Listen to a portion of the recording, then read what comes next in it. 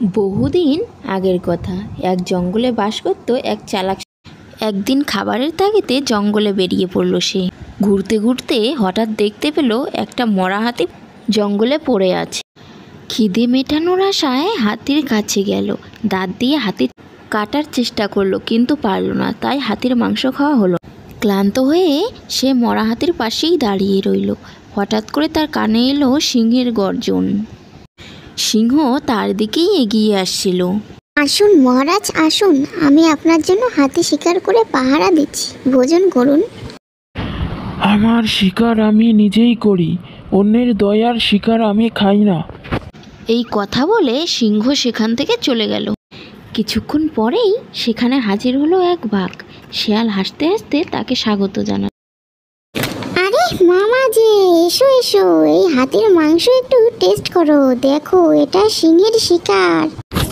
ওরে বাবারে, সিংহের শিকার? তা এটা আমি কিভাবে খেতে পারি? তুমি কোনো চিন্তা করো না মামা, সিংহ আসতেই আমি তোমাকে আওয়াজ দেব, তখন তুমি পালিয়ে যেও। বাঘ খেতে শুরু করলো। তার ধারালো দাঁত দিয়ে অল্প সময়ের মধ্যে হাতির চামড়া কেটে মাংস বের করে ফেলল। শিয়াল এতক্ষণ সব দেখছিল। যেই বাঘ মাংস বের করলো, অমনি শিয়াল চেঁচিয়ে উঠল, সাবধান মামা, পালিয়ে যাও, সিংহরাজ এসে গেছেন। এই কথা শুনে বাঘ সেখান থেকে এক দৌড়ে পালালো। শিয়াল এসে অনেক মজা করে হাতির মাংস খেলো। জঙ্গলের পথ দিয়ে শিয়াল যাচ্ছিল, তখনই এক কাক এসে বসলো গাছের ডালে। তার মুখে এক টুকরো মাংস। শিয়াল নিচের থেকে তাই দেখে ভাবতে লাগলো কি করে সে নিজে খেতে পায়। অনেক ভেবে চিনতে সে ওই কাকের দিকে তাকিয়ে বলতে লাগলো, ভাই কাক, সত্যি কি সুন্দর পাখি তুমি, কি সুন্দর তোমার রূপের গঠন।